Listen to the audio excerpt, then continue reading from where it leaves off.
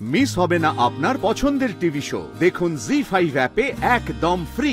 এই মানুষটা তো নিজের স্বার্থের জন্য ছোট ছোট বাচ্চাগুলোকে পর্যন্ত রেয়াত করেনি। যে এতটা নীচ হতে পারে সে না কোনোদিন কারোর আপন হতে পারে না। নার্স না হয়ে নার্স তো কোম্পানিতে নাম লেখাতে পারতে। আর আপনিও তো ডাক্তারি না করে নিজের নামটা গারদে গিয়ে লিখে আসতে পারতেন জামাই বাবু। আপনি ডাক্তার, সাধারণ মানুষের কাছে ডাক্তার ভগবানের মতন হয়ে থাকে, আর আপনি ভগবানের নামে শয়তান। ও যা করেছে আইন ওকে ছেড়ে দেবে না। না বাবা, আমি এক্ষুনি পুলিশকে ফোন করছি। না বাবা, ও বাবা, ও বাবা, ওকে পুলিশে দিও না বাবা। তুমি আমার কথা একবার ভাবো বাবা, আমার তো জীবনটা শেষ হয়ে যাবে বাবা। ও একটা 420 অ্যাটেম্পট টু মার্ডার কেসে গারদে গিয়ে ওর সাজা হবে। বাবা সুপারন তো আমার হাজবেন্ড, ওর কিছু হয়ে গেলে আমার কি হবে বাবা? তোমার একটা মাত্র মেয়ের মাথার দিব্যি বাবা। ও বাবা তোমার একটা বাবা আমার কথাটা শুনো বাবা। বাবা পুলিশকে এর মধ্যে ইনভলভ করো না, প্লিজ করো না। দেখো বাবা, পুলিশ যদি এই বাড়িতে আসে তাহলে কিন্তু আরো অসম্মান হবে। অলরেডি এই পরিবারের অনেকটা অসম্মান হয়ে গেছে। তুমি একবার অয়ন্তিকার কথাটা ভাবো। হ্যাঁ জেঠু, বড়দা কিন্তু একদম ঠিক কথা বলেছে। হ্যাঁ মানে আমরা যদি নিজেরা কিছু ব্যবস্থা নিই, কারণ অয়ন্তিকা তো আমাদের বোন না, ওর কথা কিন্তু আমাদের ভাবতে হবে। আমার কি দোষ বলো বাবা? আমার তো জীবনটা নষ্ট হয়ে যাবে বাবা। বেশ, ওই বেয়াদব কিন্তু এই বাড়িতে থাকবে না। সুপারন যেন এক্ষুনি এই বাড়ি থেকে বেরিয়ে যায়। বেরিয়ে যায় এখান থেকে।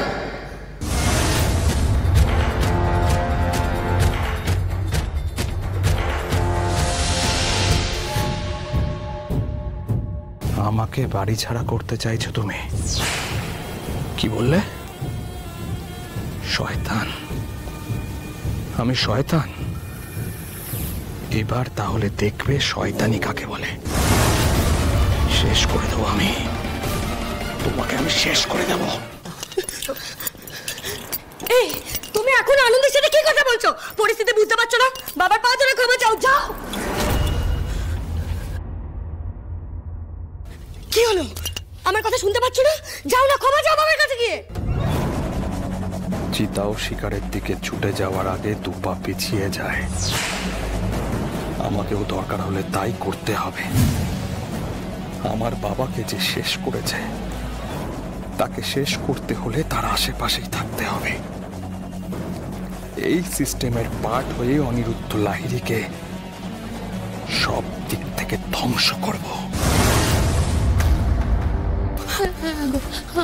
বলছিলাম কি একটা কথা বলবে না। মেডিনেস্ট হচ্ছে আমার জীবন। মেডিনেস্টের শত্রু আমার শত্রু। মেডিনেস্টের সাথে কেউ যদি খারাপ করে তার সাথে আমি কোনোভাবেই আপোষ করব না। আপনার বাবা কিন্তু আপনার মতোই অনেস্ট স্যার। না মানে আপনি আপনার বাবার মতন অনেস্ট। সত্যি মানে এই পজিটিভ দিকগুলো আপনি আপনার বাবার কাছ থেকেই পেয়েছেন। আমার বাবাই আমার আইডল ছিল আনন্দী। যে ছেলেটা বাবার মতো হতে চাইতো সেই বাবাই সব থেকে বড় ধাক্কাটা দিল।